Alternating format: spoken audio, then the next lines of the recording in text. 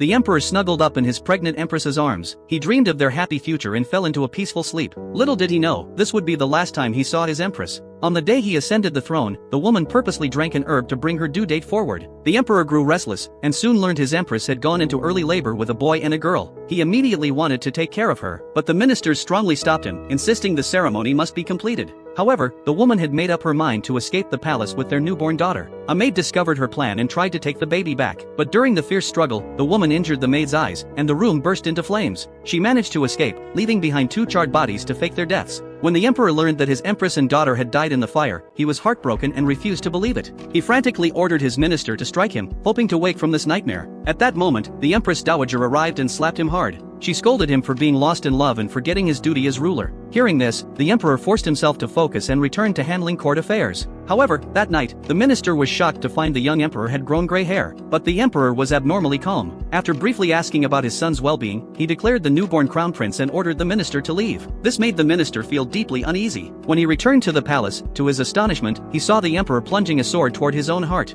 The minister rushed to stop him, pleading that he must live for the crown prince. If the father died too, the young child would have no one to rely on. Persuaded by these words, the emperor decided to raise the crown prince to adulthood first, then be with his late empress. 3 years passed. The woman had settled in the south under a new identity, living with her little daughter. She thought she had ruthlessly left her past behind, but late at night, she picked up a gift the emperor had given her, overcome with deep longing. However, she never imagined that the emperor would one day find her trace. It turned out the emperor was traveling south with the crown prince to investigate the disaster situation. That day, the little daughter was worried because she had no money to buy candy. She suddenly noticed a wealthy-looking boy approaching. Without hesitation, she went over to make friends with him, asking if he could buy her some candy. The crown prince felt strangely familiar with this unknown girl and agreed, but he immediately realized he had no money with him either. Seeing this, the girl suggested he trade his jade pendant for the candy. She finally got the sweet as she wished, but was soon punished for her deceptive act. Furious, the woman decided to go redeem the jade pendant and return it to the boy. Meanwhile, the boy also took the emperor to the same place. He claimed he had met a girl who felt like a sister to him. Suspecting a plot, the emperor came to find out the truth. But the moment he saw that familiar face, all his worries vanished. All he wanted to do was hold his empress tightly in his arms.